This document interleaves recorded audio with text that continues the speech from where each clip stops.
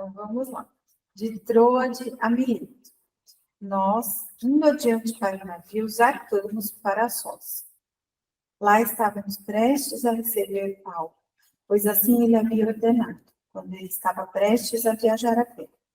Quando se reuniu conosco em Assós, recolhendo-o a bordo, fomos para Mitilene. Navegando dali, chegamos de fronte a Quios no dia seguinte. Chegando ali, chegamos de fronte a Quios no dia seguinte.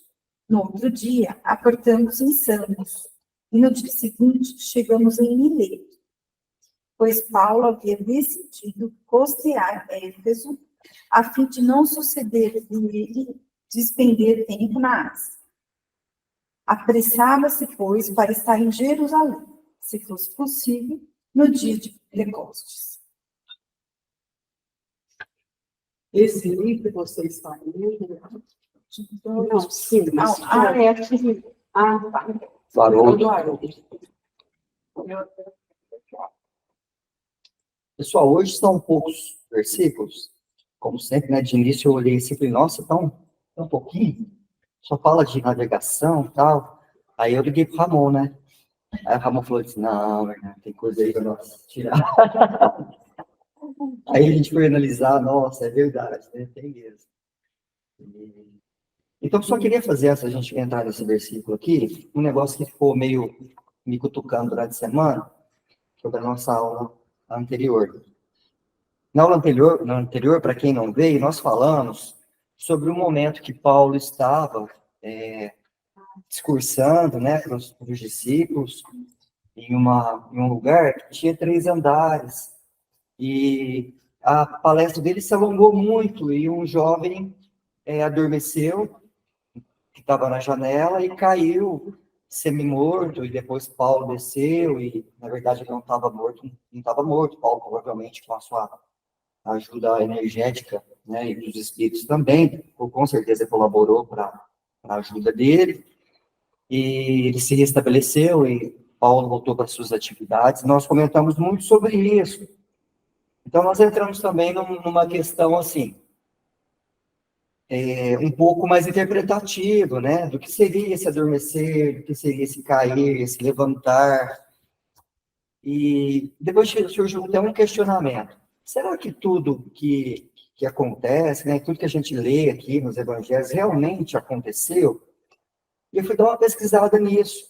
Levantei os principais teólogos, estudiosos do cristianismo primitivo, e, óbvio, né, gente, o espiritismo tem 200 anos, ele não aparece os principais ainda. Os principais são teólogos protestantes e teólogos católicos. Mas tem alguns que são muito renomados. Eu peguei os 3 principais dessa pesquisa e eles falam algumas coisas sobre o Atos dos Apóstolos. Tem um aqui que chama Bart D. Ehrman. Ele tem um livro americano que chama O Novo Testamento, né? A história da introdução do cristianismo primitivo, onde ele discute essas questões relacionadas à historicidade dos Atos dos Apóstolos. Aí olha o que ele fala, tá, entre aspas. Embora o autor de Atos seja muitas vezes identificado como Lucas, o companheiro de viagem de Paulo, isso é uma conjectura. A autoria do livro permanece anônima, e não temos evidências diretas de que Lucas, o médico e companheiro de Paulo, escreveu Atos. No entanto, o livro é frequentemente considerado uma continuação do Evangelho de Lucas, sugerindo que foi escrito por alguém intimamente familiarizado com o ministério de Paulo e os eventos da igreja primitiva. Aí tem um outro também muito conhecido que chama N.T. Wright. Aí ele fala assim, ó, nós devemos encarar os relatos de Atos como testemunhos históricos de alto valor. O autor, que também escreveu o Evangelho de Lucas, demonstra habilidade narrativa e apresenta uma coerência com o conhecimento da época e com os acontecimentos históricos. Atos fornece uma narrativa detalhada do movimento primitivo do cristianismo, desde os eventos após a ressurreição de Jesus até a expansão da igreja nascente através dos esforços missionários dos apóstolos. embora possam existir diferenças de opiniões sobre certos detalhes ou interpretações teológicas, a confiabilidade geral do relato de Atos, como uma fonte histórica, é amplamente reconhecida. Então, ele também reconhece. Tem um outro também que chama Richard Bauckham. Ele tem um livro que chama Atos dos Apóstolos, Jesus e os Testemunhos dos Doze, que é interessante também. Aí ele fala assim, ó, o livro de Atos dos Apóstolos fornece uma narrativa histórica confiável dos primeiros anos do movimento cristão. O autor, que demonstra uma compreensão detalhada do contexto geográfico, político e cultural da época, apresenta uma série de testemunhos oculares e fontes diretas para os eventos descritos. A precisão histórica de Atos é evidente em sua consistência com outras fontes históricas do período, em sua capacidade de capturar o espírito e dinâmica do movimento primitivo do cristianismo. Embora possa surgir divergências de interpretação em questões específicas, a confiabilidade geral dos Atos, como uma fonte histórica, é amplamente reconhecida pelos estudiosos. Então, assim, o que nos leva a crer que realmente aconteceu, que a gente está estudando. Só que tem um detalhe também que eu fui estudar. Os judeus, eles tinham uma fonte interpretativa muito diversa, que até alguns teólogos pegaram, né, até pela própria reencarnação, não vão ser sempre judeus, né? Então, culturalmente nasceram protestantes e católicos, e hoje espíritas também, nós somos. E essa interpretação é conhecida como Midrash. Você deve ter ouvido falar. Midrash. O que é Midrash? É um método de interpretação bíblica utilizado na tradução judaica. Ele engloba um conjunto de técnicas hermenêuticas que visam explorar e extrair significados mais profundos dos textos sagrados, especificamente nas escrituras hebraicas, o Antigo Testamento, mas que também serve para o Novo Testamento, depois da vinda de Jesus, né? E quais aspectos que ele pega? Exploração cultural criativa, uso de parábolas e metáforas, interpretação multivoca, chama, e ênfase na relevância contemporânea. Então, às vezes, a gente pega um texto e fica meio assim, mas por que ele está usando, ele está falando de lamparina, né, igual a gente viu, está falando de lamparina no terceiro andar. Por quê? Na tradição e na cultura judaica, nas interpretações, isso era muito valioso. Você extrair dessas interpretações um sentido que ele fosse mais profundo. Então, quando a gente entra nessas questões interpretativas e tira algumas interpretações, é tudo suposição que pode acontecer, que ela pode servir para nosso momento atual. O Emmanuel, como um ex-judeu e hoje um trabalhador espírita, né, ele usa muito isso. Um exemplo, ele fala assim, ai daquele que resolver sair no inverno. Né? Ou seja, você fala, vai sair no inverno. É uma época frio, uma época difícil, né? Uma época complicada.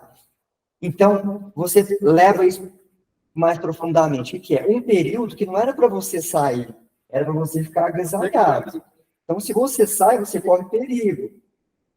Então, é só um exemplo, para vocês terem uma ideia, né?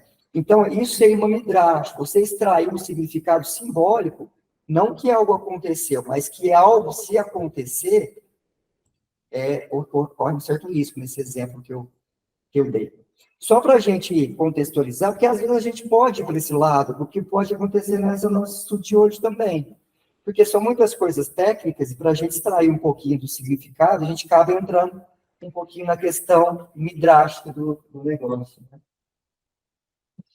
Ramon, o Antônio também, eu acho que conhece um pouco isso aí, a Lúcia, se vocês todos quiserem... Não, mas você falou certo. É isso mesmo. Ramon também já estudou um pouco sobre isso, Ramon. O que você fala sobre isso? Não, eu estou aprendendo com o que você falou aí. Já vi o Haroldo falar algumas coisas, mas não sou especialista, não. Muito legal mesmo, né? Profundo, isso aqui ficou... Importantíssimo. Bom, é só uma consideração para a gente Porque na reunião anterior a gente foi um pouco por esse lado, sabe, Ramon? Uhum. E acaba sendo interessante, mas também a gente tem que tomar alguns cuidados para também não viajar demais, né? Nas interpretações. Então, vamos lá, vamos para o Paulo de Troade e Mileto. Ramon, você colocou você me mostrou um mapinha lá, eu acho interessante você colocar na tela aí. Aquele mapinha demonstra bem Tá, qual deles seria o Hernani? a distância de Troade e Mileto, aquele caminhozinho. Vamos ver. Esse? Esse primeiro. Se você puder, Ramon, explicar um pouquinho para o Iris, onde que ele estava, onde ele estava em Troade. Eu também tive um pouquinho de dificuldade para interpretar adequadamente o mapa, né? Mas ele veio, como é que eu digo? Ele veio passando pelas cidades da região de Éfeso que ele passou anteriormente, então ele veio voltando por lá, né? E pelo que eu entendi também, ele passou nessas outras ilhas que você tem que atravessar também, né? Então, para chegar em Jerusalém, que estaria ali embaixo, né? Para baixo ali de Tiro, se eu não estou enganado, ele andou esse tantão, né? E, então ele veio assim, ele passa pela costa, né? Como se fosse pela praia de toda essa região, né? Ele veio navegando, mas ele veio parando nas cidades costeiras, vamos dizer assim.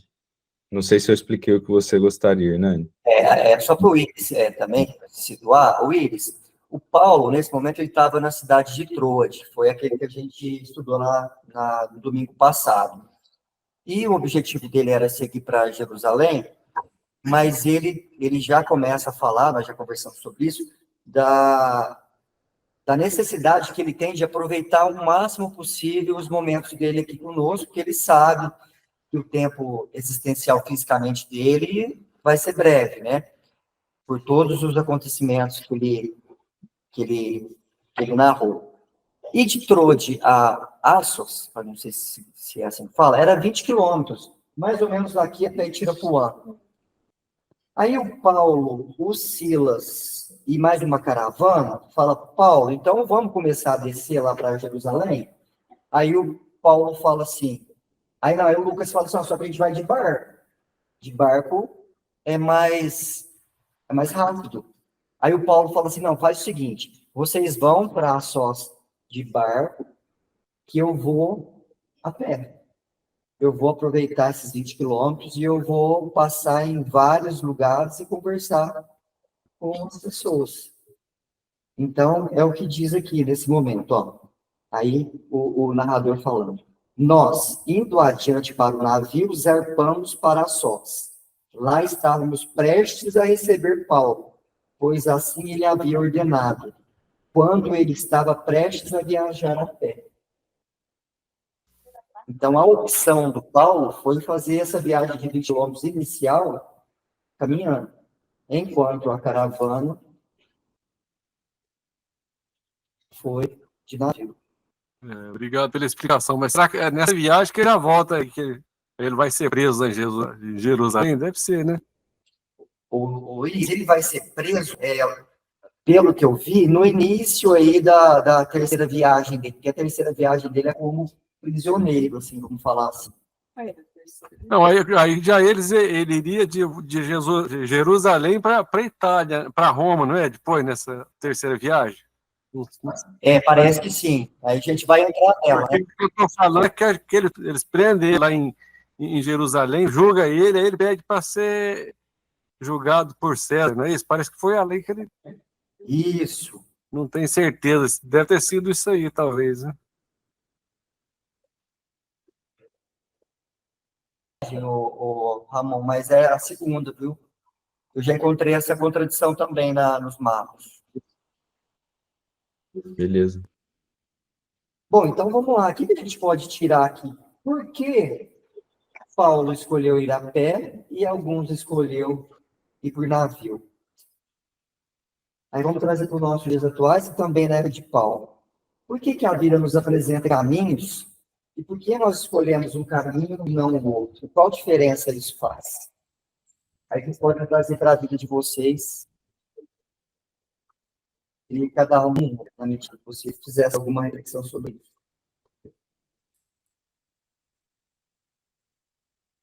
Eu penso que ele tinha urgência de deixar a mensagem. Ele, apesar de ter urgência, ele queria pelo lado mais demoradinho, porque ele ia encontrar com as pessoas. Era uma possibilidade, que certamente ele sabia, não assim por mediunidade, não. Pelas possibilidades mesmo. Quem anda a pé e quem anda de carro não tem diferença. Se eu estou a pé, eu passo perto de uma pessoa, só tchau, de carro. Se eu estou a pé, eu posso parar, conversar, não é? Faça essa leitura. Isso. Você percebeu, precisando aproveitar o tempo que tinha. Então, Acabou, lembrou? era uma forma de aproveitar ao máximo tudo que restava ali para ele. Acho que é por isso que dizem, né, que a gente vai chegando mais no final da vida, a gente vai mudando essa perspectiva, né? De aproveitar. Nos tempos eu estava fazendo conta. Eu fiz 51 e ficava assim, nossa, essa força, assim, quanto tempo mais eu tenho de fazer tudo que eu tenho na minha cabeça, assim, né? Então, assim, comecei a perceber que o tempo está curto. Calma, minha Eu tinha organizado tudo, né, para deixar tudo em ordem. Aí você já está indo de navio, você já não vai mais a pé. Aí eu falei, eu fico lá, assim, pensando, nossa, tá diferente o negócio, né? Parece que agora não olho mais assim com diferente, se apressa nesse sentido, né? De olhar para dentro de tudo. E a gente tem, eu acho que esse sentimento que tem, assim, né? Teve a presença da Galinho, né? Que ajudou nisso, mas de alguma maneira, acho que quem é mais atento, né, assim, mais ligado, acho que percebe o que tem que falar. Assim, eu lembro muito do meu bisavô. Ele falou que ele ia desencarnar próximo a tal data. E aí ele definia com quem ele queria passar o Natal, a Páscoa, ele foi definido. E foi realmente o que aconteceu. Então, não sei, algumas pessoas têm ainda uma sensibilidade ainda maior. Eu acho que o Paulo era essa pessoa, né? Com certeza. Foi ser mostrado para ele, né? Como tudo ia Ele podia ter direcionado. escolhido de navio, não podia dessa escolha, né? Mas ele fez uma escolha de aproveitar ao máximo, assim. É uma escolha de cada um. Sim. E aí, Gleide, o que você tira desse primeiro momento aí, desse caminho, dessas escolhas das nossas vidas? Bom, a vida é feita de escolhas, né? Nós estamos o dia todo escolhendo coisas, decidindo, mudando rumo. É uma escolha de cada um mesmo. Por isso que eu falo, quando eu vi Print da mesa do Gustavo e o Emmanuel, aquele roteiro, eu fiquei muito surpresa. Eu realmente eu não tinha tido essa percepção no Espiritismo, porque o Espiritismo leva a indivíduo. Então, a base, né, o foco é o indivíduo. Então, consertando o indivíduo ajustado, o indivíduo equilibrado, ele equilibra toda a sociedade, todo o lugar que ele está. Então, a partir desse pressuposto, aí que eu comecei a entender melhor o espiritismo, os diferentes pontos de vista, né, vamos dizer assim, de dogmas religiosos. Né?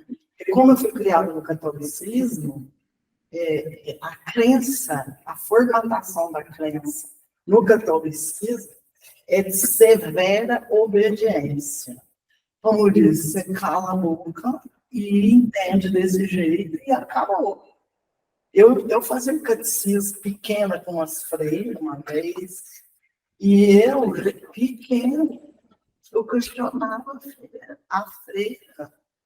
E ela, assim, ficou muito brava comigo no catecismo. Eu tinha que obedecer, imagina o espírito. Como ele foi levado a passar por essa transformação. Quando, até eu brinco que o jovenzinho, né, já estão ligando com o Antônio Carlos, vocês sabem, né, aí o Antônio Carlos deu um evangelho segundo o Espiritismo. Eu pensava nesse negócio aqui. Então, o que aconteceu? Uma grande mudança. Aí que vai descobrindo. E quanto mais eu estudo o Espiritismo, eu quero estudar mais porque a gente é profundo, né? Você vê que esse estudo NEP, que é o estudo aprofundado do Evangelho, é muito interessante, porque você não fica raso. Né? E eu também gosto do estudo da chama a Rita Folker, porque ela foca a filosofia. E a filosofia é a grande força do Espiritismo, porque aprofunda o pensamento, não fica raso. É muito interessante mesmo. Tudo que você aprofunda com o conhecimento espírita. E Paulo também, se pegando para o lado de Paulo, ele queria levar essa luz, né? Provavelmente existia uma necessidade naquele pequeno caminho de 20 quilômetros, né? Parecia pequeno, porque ele já tinha andado, né? Cada viagem dele era mais de 1.500 quilômetros. Não dava muito. 20 quilômetros para ele ali era fichinho. Mas provavelmente tinha uma necessidade de iluminação naquele percurso, né? Então, provavelmente a escolha porque quanto mais a vivência, conhecimento assim, interpessoal, mais rico o indivíduo vai ficando, né? Por isso que a gente tem essa serenidade, vamos dizer assim, pós-70, porque você fica bem mais tranquilo. Porque aí você tem a experiência, tem uma bagagem de experiência nas relações humanas muito mais fortes, muito mais saudáveis, equilibradas, do que quando jovens, né? Hoje, na Casa Espírita nossa, lá foi muito interessante, porque apareceram jovens com a gente. Nós somos mais idosos. E agora está aparecendo jovens. Vai equilibrar o negócio. Eu falei, que isso? Eu estou encantada. Você precisa de ver o quanto que eles estão participando e buscando, acho isso saudável, porque a troca amadurece, traz experiência, aprende mais com eles. Nossa, deu um mocinho lá falando, eu fiquei encantado, porque está misturando, né? Misturando jovens e idosos junto. Então, isso vai ser muito, muito bom. Eu achei interessante. Na Casa Espírita tem agora essa tendência. Sim. E eu achei, eles chegaram meio, parece que está com a mãe levou. Então, uma lá levou um celular, depois do em cima da cadeira, dando essa revolução. E no final, e eu fiz com que os jovens que apresentavam a ação do Evangelho, no final, essa menina tagarelou também, ela desarmou. Aquela resistência da mãe ter levado na evangelização. A verdade é essa. Ela desarmou. O caminho para ela ali não estava muito claro, mas olha, ela falou, esse caminho aqui tá ela se sentia, quando deu abertura para nós, quando deu esse espaço, você tira conta, a menina mudou completamente o celular assim, que ela foi até com o celular, porque enquanto a gente fizesse reunião, ela ficava no celular, olha, na rede. Um dia eu não vou prestar atenção no celular. Olha, mas as experiências estão mostrando assim. Olha, o Paulo preferiu ir a pé, porque a pé ele trabalharia muito mais. O contato era direto. Mas ninguém falou, né? Às vezes a gente vai fazer uma caminhada, né? Eu vi que construiu esse negócio. Uma árvore. Tudo muda, né? Você olha as mudanças. Você andar a pé, outra. E aí, Lúcia? E pessoal de caminhada, Paulo. Ó, eu acho que o que nós estudamos semana passada tinha um sentido simbólico, figurado muito grande. Essa passagem de hoje, eu acho que historicamente ela é muito rica. A gente não pode desprezar, porque, assim, essa região aí era entre o mar Mediterrâneo, o mar Egeu.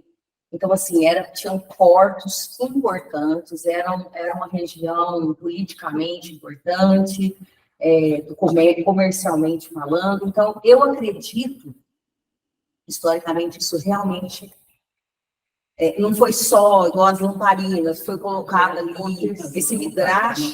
A gente pode trazer esse midrash para a nossa vida, mas, historicamente, é uma passagem muito importante, que fica registrado realmente a existência de Paulo, dos apóstolos, de Lucas, que estiveram lá. Quem escreveu posteriormente, isso daí é o que menos importa, mas como dentro da tradição judaica, as histórias são passadas de geração para geração.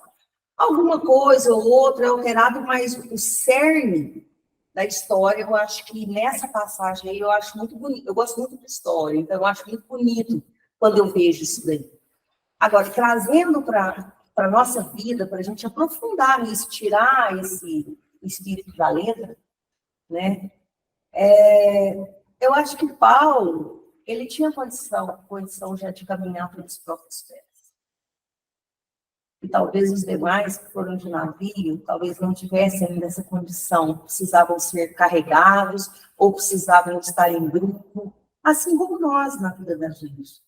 Às vezes eu consigo caminhar sozinho, mas às vezes eu preciso de um grupo, por exemplo, esse grupo, eu preciso desse grupo para me manter atenta, porque no meio da semana eu me pego pensando no que a gente falou aqui.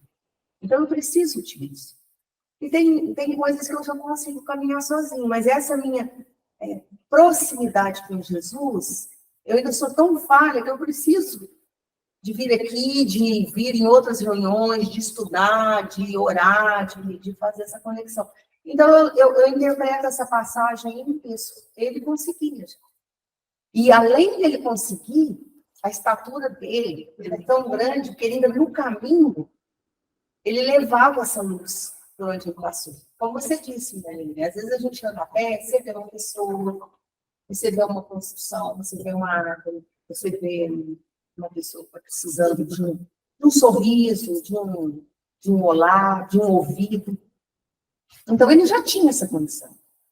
Às vezes, aqueles que optaram para ir por navio, era o que eles podiam naquele momento. Mas não menosprezando esses que foram de navio, porque eles estavam lá. E também, talvez, eles estivessem preparando a chegada de Paulo lá. Porque tinha algumas questões importantes do dia a dia que precisam ser resolvidas. Então, às vezes, é importante você fazer parte de uma equipe. Porque você sozinho, você não caminha. Então, eu faço isso. Ai, Lúcia, achei muito. Eu fiquei pensando, porque eu me transportei para essa caminhada. Assim, eu não sei vocês, mas quando a gente faz uma caminhada solitária, assim, Isso. é muita coisa. A gente, eu não sei vocês, mas a gente reflete, a gente aprecia, né? A gente contempla, a gente interage. Eu acho que talvez ele precisasse.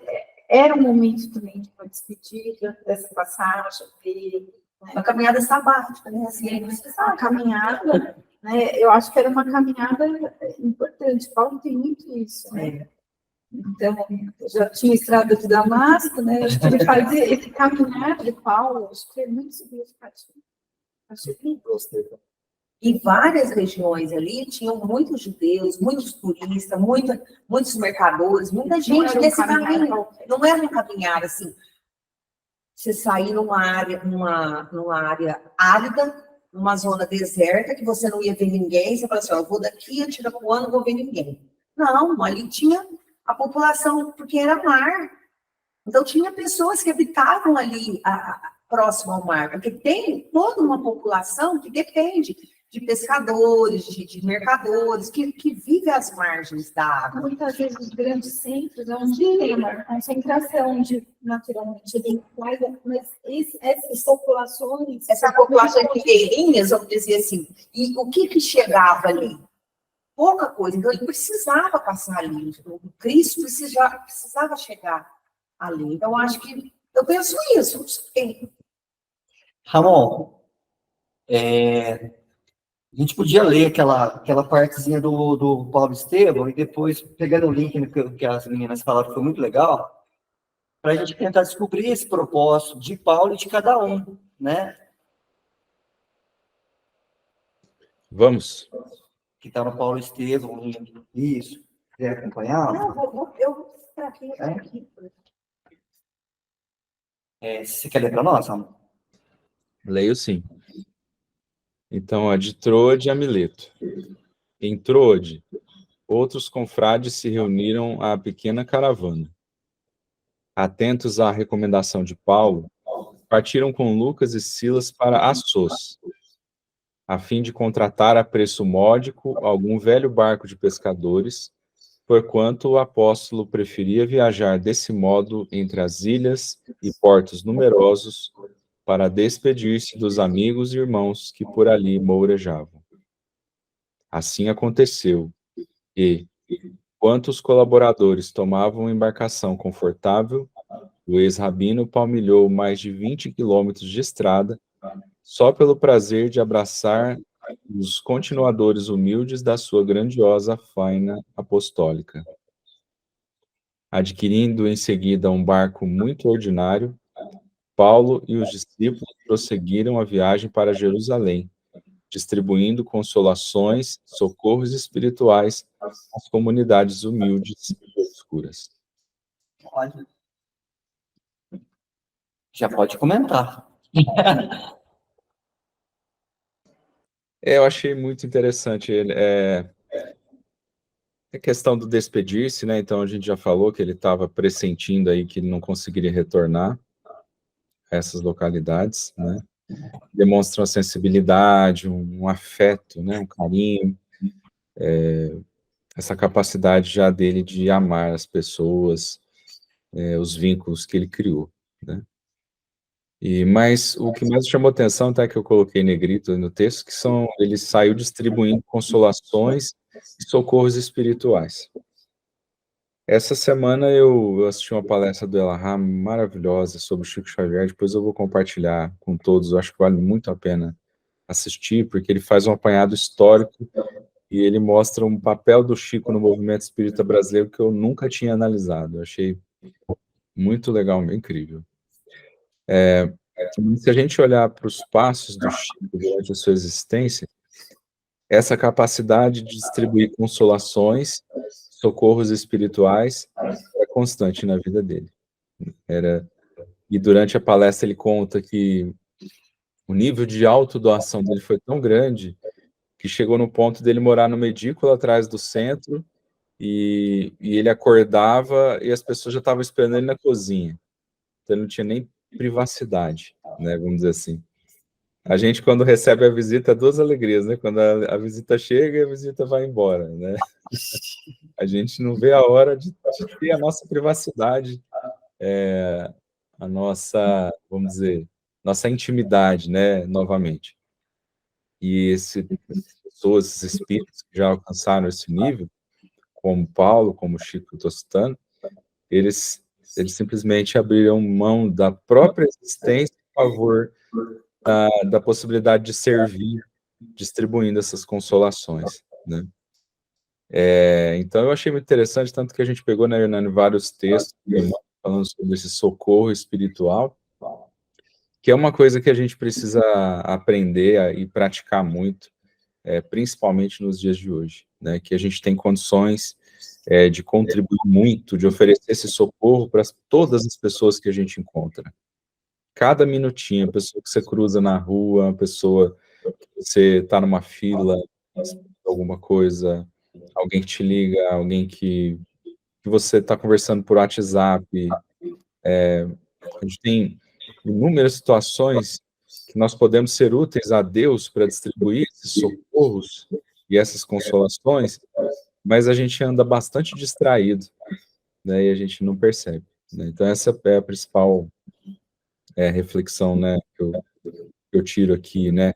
E o Paulo estava tão desperto e lúcido nisso, que ele enxergou que ele precisava fazer a caminhada de 20 quilômetros. Então, imagino quantas pessoas ele não encontrou nesse trajeto, deve ter durado alguns dias, e quantas pessoas ele não entregou esse socorro, essa consolação, essa semente do evangelho, que como ninguém ele conseguia plantar, né? É isso. Bom, isso que você falou, Ramon, de sair distribuindo consolação, já era uma característica, né, que Paulo tinha adquirido pela evolução dele e estava distribuindo nesse caminho.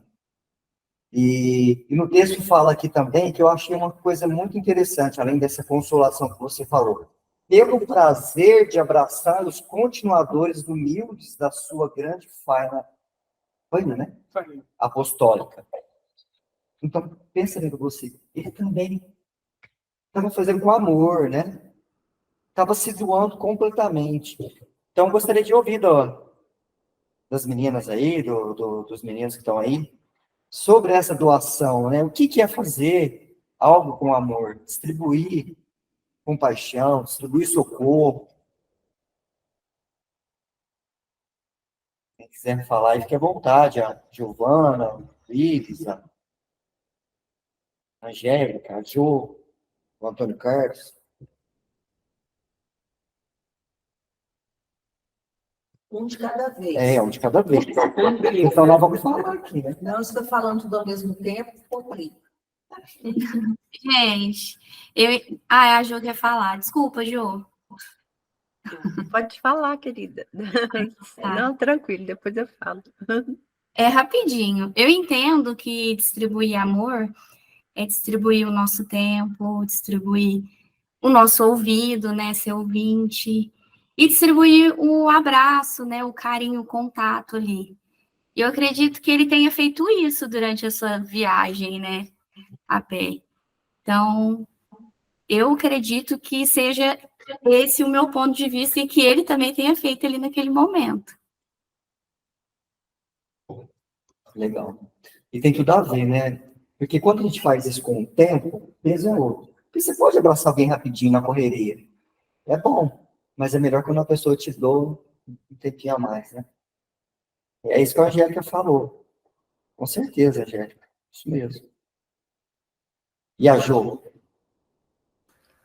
Então, só completando assim, né, nesse sentido, eu também penso assim, que quando se doa, né, assim, o tempo, né, esse carinho, leva essa luz, né, então, assim, quando a gente abraça com essa sinceridade, né, verdadeiramente, né, com esse sentimento cristão, então, assim, a gente é abraçado de volta. Então, são energias que retroalimentam. Então, quer dizer, isso fortalecia o Paulo também, né, encorajava. Então, é nesse sentido, né, que é uma troca. Isso é muito bom. Uma via de mão dupla, né, Jo? Ao mesmo tempo que você está doando, você está recebendo. Isso. Eu tenho percebido, assim, que as pessoas estão com muita pressa, né? Então, a gente começa uma conversa e às vezes, né, fica para outra hora. Então, por que então, isso a gente precisa trazer para a nossa vida também, né? Tempo para os outros que também é para nós, né? Essa riqueza nessa troca, né?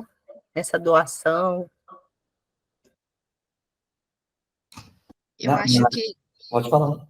eu acho que o Paulo ele tinha duas características muito importantes que hoje a gente não tem, que é a capacidade de ouvir e de entender as pessoas. Porque hoje a gente escuta, né? A gente está preparado para escutar, tal, mas para entender o que a pessoa está passando, entender o que a pessoa está te falando, aí é outra história. né? Muitas vezes a gente, na correria do dia a dia, a gente fala, oi, tudo bem e tal. Se a pessoa falar que não está bem, a gente vai estar tão no automático que a gente não vai nem perceber. Né? Porque a gente está acostumado a falar correndo, a gente não está acostumado a entender o que a pessoa está falando. E eu acredito que o Paulo, ele tinha essa característica de ouvir, entender e processar o que a pessoa estava falando, né, para que ele pudesse seguir o trabalho missionário dele. Eu acho que hoje a gente está preparado mais para falar e ouvir superficialmente. É difícil alguém entender o que o outro realmente está falando. Né? Bom, acho que é isso. Muito bom. Tem um curso que eu fiz, o Giovanni, que é muito interessante, que falava sobre a escuta ativa nesse curso. Aí, depois eu vou, se eu encontrar esse vídeo, eu vou compartilhar com vocês, vocês vão dar risada. A pessoa encontra um amigo, eles estão fazendo uma caminhada, se encontram. E o amigo, ele tinha acabado de romper um relacionamento com a namorada, com a esposa, não sei. E essa que vinha, estava super atribulada, e pergunta, ô fulano, como vão as coisas? Tudo bem, né? Aí ele fala assim, sabe, não está muito bem, não. Ah, que bom! Então tá tudo bem lá? E como vai a fulana? Então, a gente rompeu o relacionamento. Ah, mas então ela está bem no trabalho? Que bom, mas isso é que é importante, né? E ela vai falando, perguntando uma coisa, ele responde e ela não ouve. Ela vai falando tudo ao contrário. E é muito interessante. Vou ver, acho esse vídeo, ele é 2 minutinhos, a gente dá risada até, porque as pessoas não escutam a necessidade do outro. Então, isso que a Giovana falou é muito importante, Giovana, porque às vezes você não entra numa sintonia. Você está ali só de corpo, mas a alma não faz o encontro. Aí você não consola. Aí também tem uma outra coisa, um outro foco. É que você precisa escolher com quem você vai falar. É claro que nesse curso isso era muito importante, mas não dá para você, na rua, porque o outro perguntou, tudo bem, que é uma função prática, é mais ou menos assim, eu estou te enxergando, você está me enxergando, mas tchau. Você querer passar uma dificuldade sua, porque o outro não está pronto para ouvir. Então, não é a pessoa certa, nem a hora certa. Então, vou jogar a lente para ali também. Mas, se me permitem, o que acontece com o Paulo também nessa viagem? O Paulo era um missionário. Ele tinha a função de deixar implantado o cristianismo. Tanto é que, se não fosse Paulo, a gente não ia saber quem foi Cristo nem o cristianismo. Foi essa andança dele, né? As cartas e tudo isso. Então, era o trabalho dele. Por isso que ele prefere ir a pé, porque, claro, né? Isso é bem primário que eu vou falar. Isso aí tem que falar, lá eu posso encontrar com 2 que vão ser divulgadores. Mas já são 2, né? Porque pensando, gente, que era assim que funcionava. Não tinha rede social, não tinha televisão, não tinha nada, né? Então, ele tinha que fazer, ele sabia que era isso que ele tinha que fazer. Ele tinha isso claro e definido, né? Para andar e implantar, né? Porque que ele fizesse isso com uma pessoa, aquela pessoa ia garantir, vamos supor, naquele círculo dela. Como judeu, ele sabia da importância da oralidade, que é a história que é passada de geração em geração. Então, assim, uma coisa que ele aprendeu desde criança. A criança, um dia, ela já desde cedo é ensinado isso. Ele foi muito bem escolhido. Não há Bem lembrado, Marlene. E Ives, você tem algum comentário para fazer? Não, só estou ouvindo aí e aprendendo, gente. Pode seguir. Antônio Carlos? Não sei se ele está presente, porque a gente só está vendo a bolinha de luz e amor. Deve estar lá em casa Ô, Ramon, coloca aquele texto, por favor, se puder ler para a gente também. Compaixão e socorro. Eu acho que vai ao encontro que a gente está falando aqui.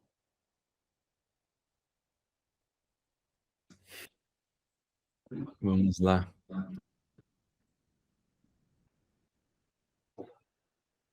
Ramon está com síndrome futurista, né? É, você A viu imagem isso? dele, assim. É. Será que é iluminação própria? Então, não sei se foi. Só com efeitos computacionais mesmo para acontecer isso. A gente acha que você está em outra dimensão já. Tá vendo? Olha só. Normal, né? Efeitos especiais, né? Do Meet, né? Muito bom. Posso ler, Nani? Vamos lá? Pode. Tá. Então tá no livro da Esperança, né? Capítulo 32. Compaixão e socorro. Amai, pois, a vossos inimigos. Jesus Lucas 6,35. E ele comenta também, lembrando que esse livro da Esperança, ele comenta, acho que é do Evangelho, né? Ele faz comentários, e aí a passagem do Evangelho é essa aqui, ó. Evangelho segundo o Espiritismo, né? Se o amor do próximo constitui o princípio da caridade, amar os inimigos é a mais sublime aplicação desse princípio, porquanto a posse de tal virtude representa uma das maiores vitórias alcançadas contra o egoísmo e o orgulho. No capítulo 12, item 3. Tá? Aí o benfeitor diz, né? Não apenas os nossos adversários costumam cair.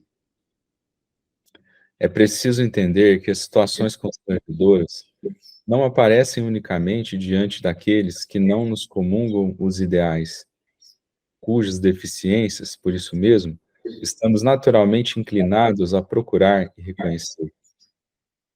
As criaturas que mais amamos também erram, como temos errado e adquirem compromissos indesejáveis, como tantas vezes temos nós abraçado problemas difíceis de resolver.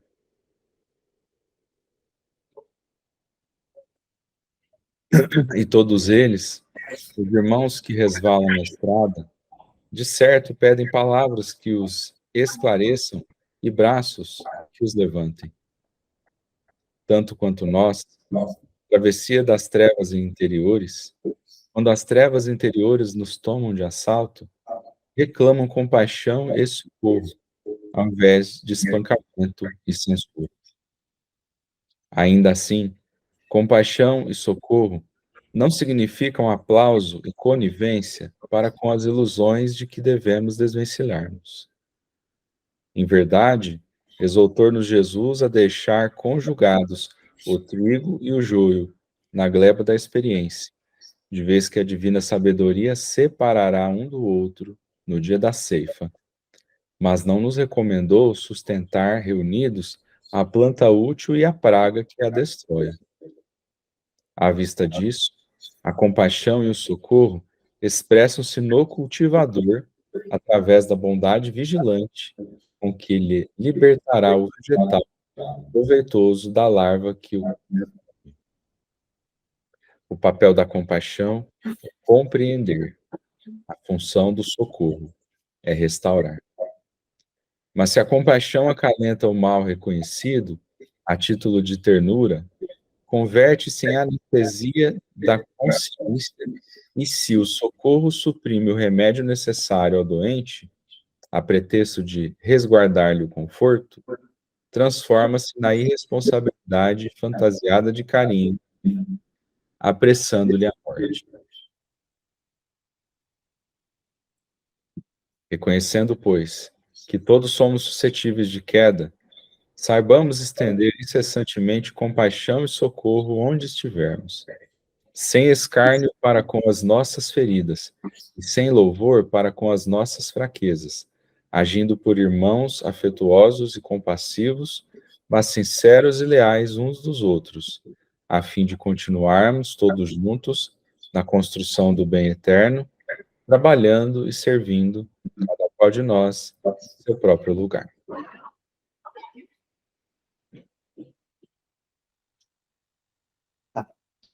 Esse que eu queria falar era outro, mas falei para o Ramon ler esse, mas não era bem isso que eu queria. Mas também tem a ver, porque no caminho que o Paulo estava andando, a gente percebe isso, que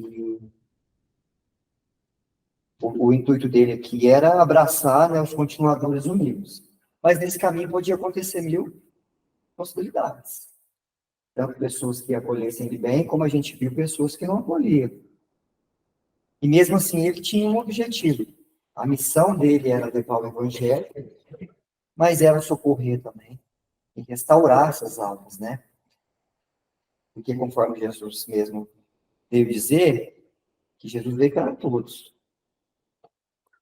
Paulo, como continuador e mensageiro dessa boa nova, também precisava trazer essa restauração, né? Então, usar de compaixão nesse trajeto, de repente, foi importante também, né? É isso que eu queria comentar um pouquinho, Hernandes, sobre aí, porque acho que precisamos entender o que significa esse socorro, né? Marleninha falou muito bem, não é que a gente vai sair por onde andarmos parando, né? Nossa vida, todo mundo tem uma vida muito corrida, com deveres muito sérios a cumprir, e não dá para a gente ficar parando, conversando com todo mundo o dia todo, né? Mas se a gente tem essa compreensão do que o poder que tem cada ação que a gente possa fazer, aí a gente vai saber encaixar na hora certa e estar mais aberto para entender qual que é a hora. Que seja apenas de uma oração, que seja apenas para ter uma percepção, né? Então, tem coisas, gestos pequenos que a gente pode fazer. Por exemplo, a gente encontrou alguém e essa pessoa nos pareceu triste, tivemos uma intuição de que essa pessoa nos pareceu triste. Nós podemos orar por ela imediatamente, podemos fazer uma fichinha no Luz e Amor para ela, que vai passar pela triagem, pelo fluxo todo do centro. Podemos até, eventualmente, se for possível, conversar. Podemos, de repente, silenciar naquela hora, mas mandar um WhatsApp depois, um sinal de atenção. Então, porque nós temos uma vida tão atribulada, tão cheia de coisas, mas mesmo no meio desse monte de coisas e atribulações, dá para a gente encaixar pequenos gestos que se transformam em socorro. Às vezes a pessoa está ali, por exemplo, numa ideia, já numa monoideia de vitimismo, ela está numa monoideia de culpa, por exemplo, uma culpa muito séria por alguma coisa que aconteceu, uma escolha que ela fez que degringolou num impacto muito sério. E ela sozinha não vai conseguir sair daquilo, né? E às vezes uma palavra que a gente entra, fala bom dia, ou a gente manda uma frasezinha, ou a gente ora, né? Senhor, eu percebi que esse irmão está sofrendo, eu não sei o que é, mas manda os seus emissários para ajudar. Se a gente está com o coração com essa compaixão citada no texto, a nossa oração vai ser ouvida, e essa pessoa vai receber alguma ajuda, né? E aí, qual é o poder dessas pequenas ajudas? É isso que, talvez mais no nosso nível, a gente precise refletir. O Paulo ia muito mais além, no caminhar dele, ele fez algo muito mais potente. Mas a gente pode, através das singelezas, das sutilezas dos momentos, começar a criar essa sensibilidade e aí adotar essas práticas, né? A pessoa às vezes está com uma depressão, está com ideação suicida, está num desespero, e essas coisinhas podem ajudar muito, né? Eu acho que esse é o significado do socorro, sabe? Sim. E quais outras possibilidades Paulo poderia colocar em prática durante esse caminho? Igual a gente viu, a gente falou, contemplar, restaurar, socorrer. O que mais uma pessoa que está num caminho bom, com bons objetivos, pode fazer? O que vocês acham? Quais as possibilidades?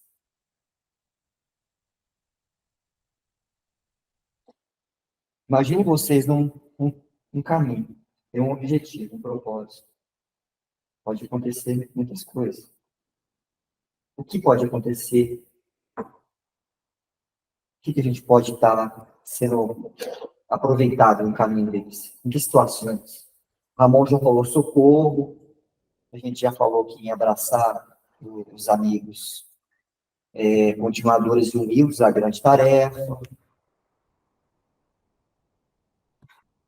Falamos da implantação do evangelho. Da implantação do Que evangelho. eu penso que é mais significativo.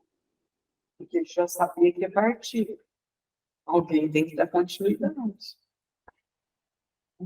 a essa tarefa. O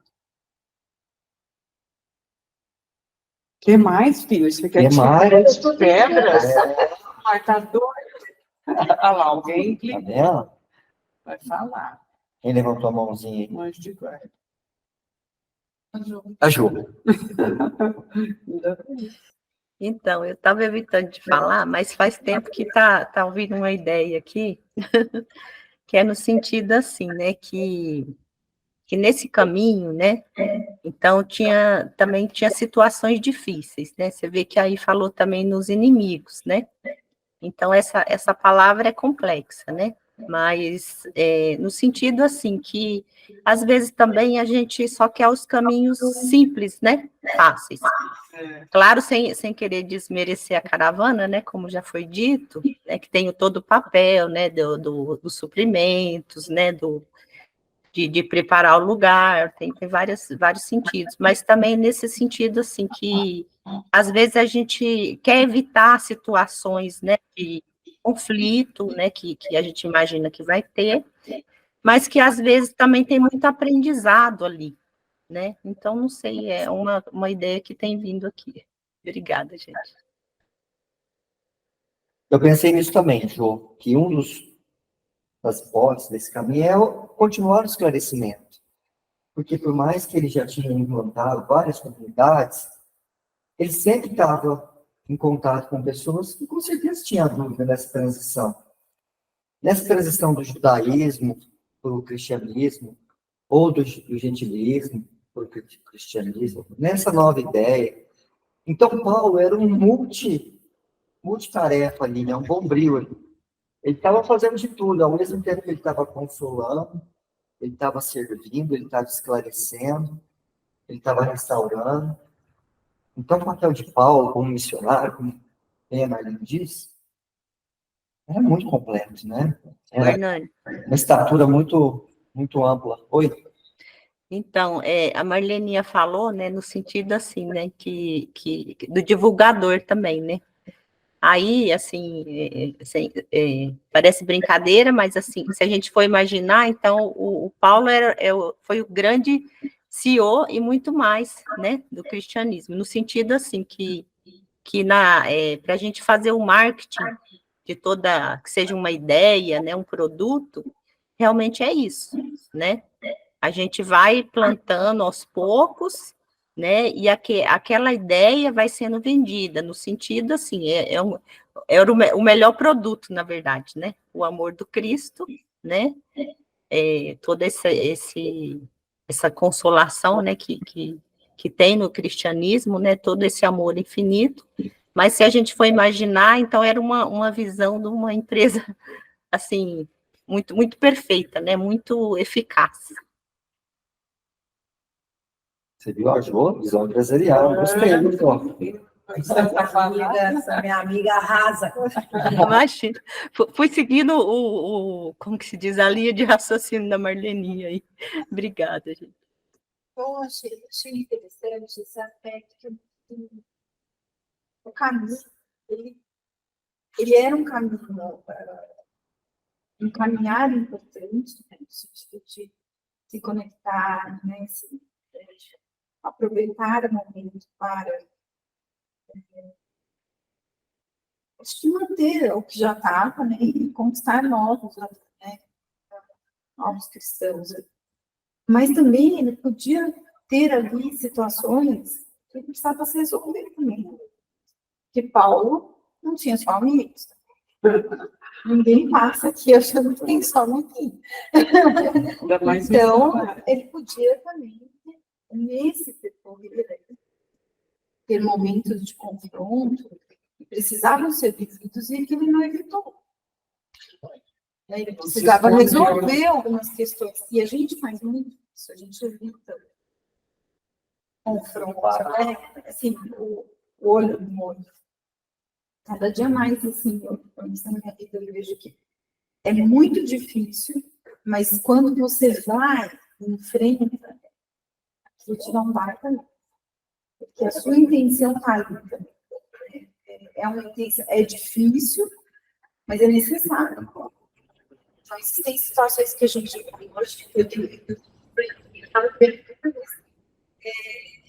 eu vejo que quando eu consigo vencer isso dentro de mim, Paulo, acho que não medir esforços para vencer isso. Tiago, né, a gente viu situações ali, havia um esforço nesse sentido, porque ele era um espírito como nós em evolução. Então, assim, esse caminhar, ele também precisa contemplar essas dificuldades que são nossas, né, da condição humana mesmo, que é esse enfrentamento, assim, das situações, mesmo aquelas que a gente encara como indesejáveis, mas que são necessárias. Então, era também uma oportunidade, talvez, para ele encontrar, né, situações como essa, tentar resolver, né? Então, eu acho que esse caminhar na vida envolve isso também. Então, é um momento de se conectar com Deus, com o São João, é momento de contemplar, de refletir, é momento de plantar semente, de regar aquela que já está, né? E é momento de resolver. O nosso caminhar tem tudo isso. E eu acho que de Paulo não estava diferente. Só que o que eu acho que fica de exemplo para a gente, ele não... É um enfrentamento. Essa coragem do Paulo, né? Esse caminhar de 20 quilômetros, é um exemplo de que ele nunca se eximiu, né, da responsabilidade do seu caminho. E a gente também, na nossa pequenez, a gente vai devagarzinho também fazendo os nossos, né? Devagarzinho enfrentando as nossas dificuldades, né?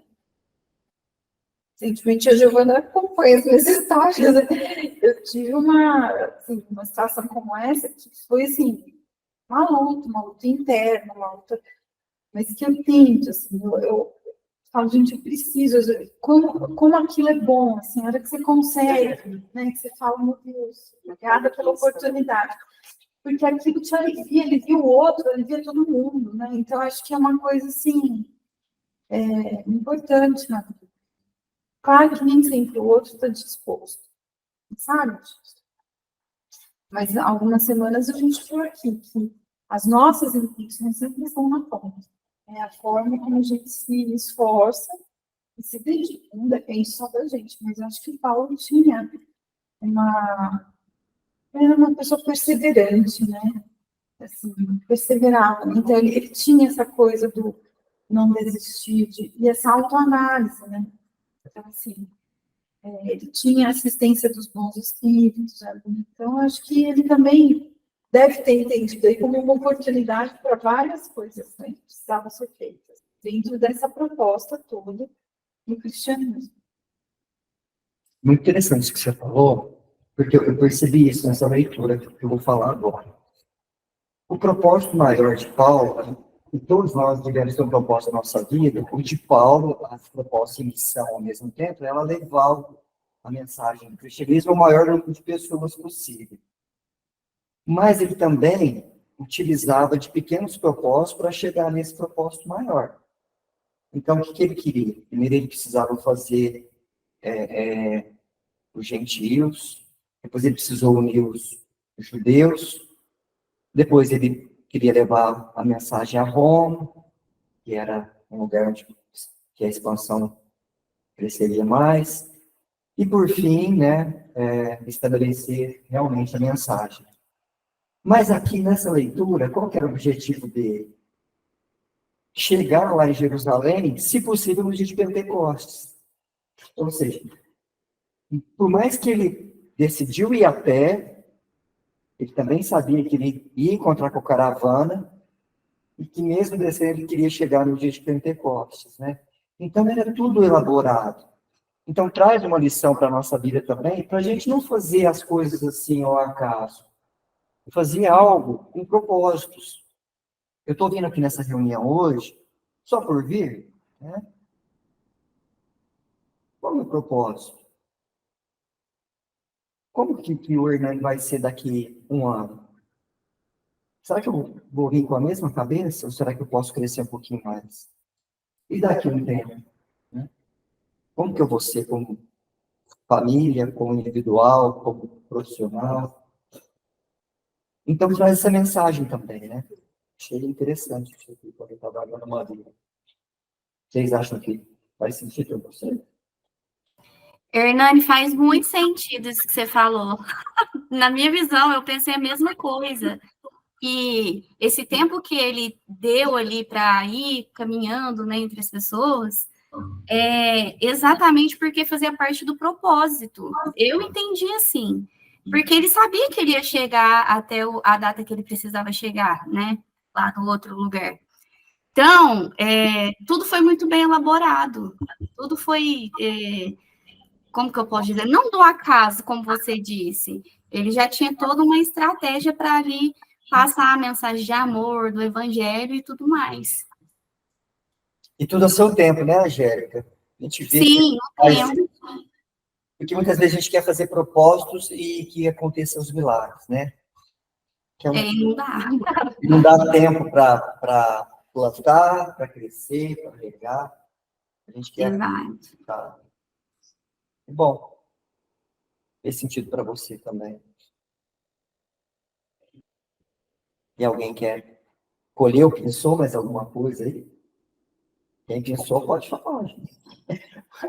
Eu acredito que o trabalho é resgatar o homem da matéria.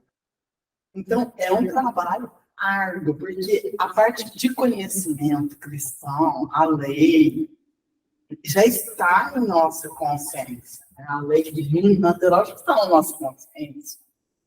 Agora, chega a época de realmente você realizar o propósito. E ele não é a força, porque tentaram com a força, né? A conversão através das guerras, da matança, usaram tudo para colocar o cristianismo para frente. Agora, o espiritismo é árduo e ele não pode ser com essa pressa, vamos dizer. Tem que ser muito planejado. Ou você tem escolha, por isso que ele fez assim, né? Vai passar parece que ele vai lá, decidir costear Éfeso. Olha, é tudo muito planejado, então, assim, por isso que o trabalho dos últimos serão os primeiros, quando fala que os espíritas trabalharam a última hora, que lembra daqueles trabalhadores de última hora, que fala, então não é a quantidade, é a qualidade desse trabalho, tem que ser assim, muito excelência, vamos dizer assim, excelência, porque quase que nós temos que ser aquilo que a gente fala, assim, a pessoa tem que ler em nós o Evangelho, como Paulo fala, cartas vivas. Você tem que ser o exemplo, porque às vezes a pessoa sabe muito de espiritismo, mas as pessoas que o conhecem, sabem da vida dele, e dos erros, da humanidade e da fragilidade daquela pessoa. O ele vai falar o quê do Evangelho? É pregar o quê? Ele pode pregar maravilhosamente, o orador do ano, mas se ele não se esforçar para ser aquilo que ele está divulgando, né, que ele está fazendo, não vai resgatar o homem da matéria, não vai. O Espiritismo é claro nesse sentido. Claro, Ele não existe perfeição, mas ele diz, né? O verdadeiro espírito é aquele que se esforça em vencer as suas manifestações. Porque nós estamos aqui hoje, eu falei, com esse objetivo de cada dia tentar melhorar 1%, que seja, né? Ou 0,01%, um pouquinho. Porque a gente foi ontem, que o Santo Agostinho falava, né? Faz a reflexão e vamos ver se a gente melhorou um pouquinho a cada dia, né? Colocar na balança isso. Quando eu cheguei nos primeiros cursos mais de evangelização espírita, eu mesmo me questionava. Eu falei assim, eu não sou dirigente espírita, eu estava iniciando no espiritismo. Então, eu ficava assim, será que eu estou no lugar certo? Né? Mas eu achei muito interessante que naquela época a Alzira falava assim, há milênios, não sei o que, os espíritos falavam que aguardavam a nossa chegada, porque nós somos aqueles espíritos lerdos, preguiçosos, que ficam para depois. Nós éramos, né? Aí, na última hora agora, então ele resgata toda aquela turma lerda que não trabalhou, não fez nada. Sabia não trabalhar. E agora era a última oportunidade. Ou você aproveita, ou você aproveita. Então, aí que eu acho que a finalidade... Aí eu pensei assim, nossa, eu não preciso ser dirigente, eu não preciso ser presidente da Casa Espírita, nada. Eu iria falando, não, preciso de pessoa que viva o Evangelho. Viva um dia de seja aquela pessoa que expressa um cristianismo real. Nem que se for... mesmo com suas deficiências, né? Ele já tem reflexo disso, né? A Jeca parece também que não é superioridade, igualmente. Não, gente, desculpa, foi sem querer. Ramon, e aí, o que você quer falar mais alguma coisa? A gente estava tocando uma... Eu acho que a gente poderia ler um último texto aqui, não sei se você pensou em algum, eu pensei num aqui. Opa, vamos lá. Então, bora. Esse está no livro Viajor, capítulo 1. Em nossos caminhos. Né? Que a gente falou do caminho de Paulo, né? Vamos pensar nos nossos, né? Revisando a parábola do samaritano, lembramos-nos de que hoje milhares de irmãos nossos sobem do passado em direção do futuro pelos caminhos do presente, desfalecendo muitas vezes sob dificuldades e provações que os deixam semi-mortos. Os que não contavam com as tempestades de renovação da atividade e se marginalizaram em desequilíbrio. Os que forjaram algemas para o amor, transformando, logo após, o fogo passional em que se atiraram na delinquência. Os que desertaram do trabalho e tombaram em penúria. Os que converteram a inteligência em antena das trevas e se horizontalizaram por dentro de si mesmos nas depressões da culpa. Os que abusaram da misericórdia dos medicamentos pacificadores e, tentando fugir das próprias responsabilidades, se precipitaram em despenhadeiros de alucinação e loucura. Os que perderam a fé em meio das experiências necessárias à evolução e estiram-se em desânimo à beira do suicídio. Os que não suportaram a transformação dos seres amados e se acomodaram revoltados sobre pedras da angústia. E aqueles outros que tateiam a lousa dos parques da saudade, perguntando pelos entes queridos, a morte lhes arredou da convivência, a carregarem o coração encharcado de lágrimas. À frente de quantos surpreendas na estrada, caídos em sofrimento, interrompe-te para compreender e seguir. Determina a caridade, nos situemos no lugar daqueles que necessitam de amparo, doando-lhes o melhor de nós, com a certeza de que provavelmente amanhã serão eles, os socorridos de agora, nossos próprios benfeitores. Entre os companheiros de humanidade, que conhecem o campo de trabalho e passam de longe, com receio de serem incomodados, e aqueles que foram espoliados na coragem de caminhar, em alegria de viver, recordemos o samaritano, que se deteve na marcha dos próprios interesses e auxiliou espontaneamente ao próximo, sem nada perguntar, e conforme a lição do Cristo, façamos nós o mesmo.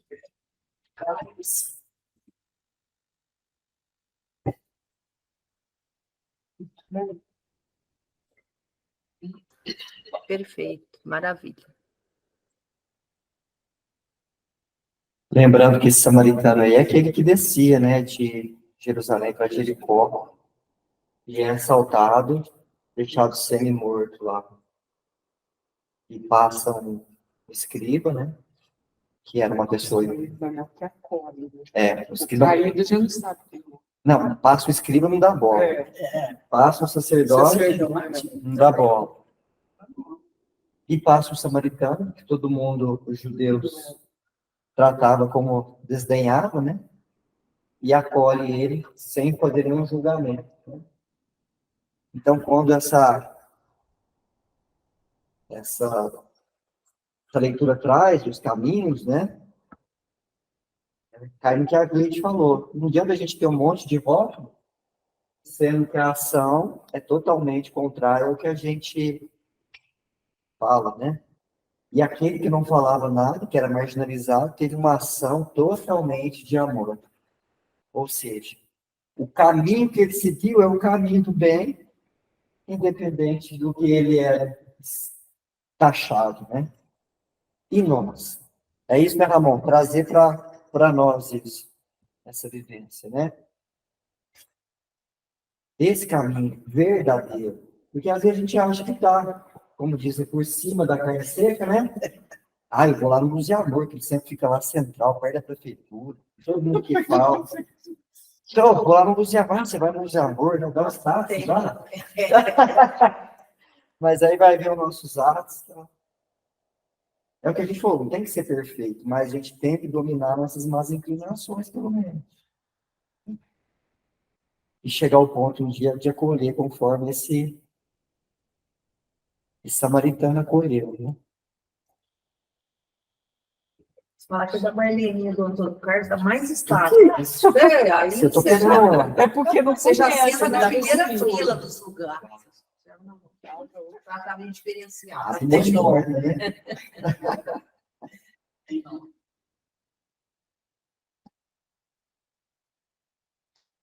Bom, pessoal, alguém quer fazer mais algum comentário?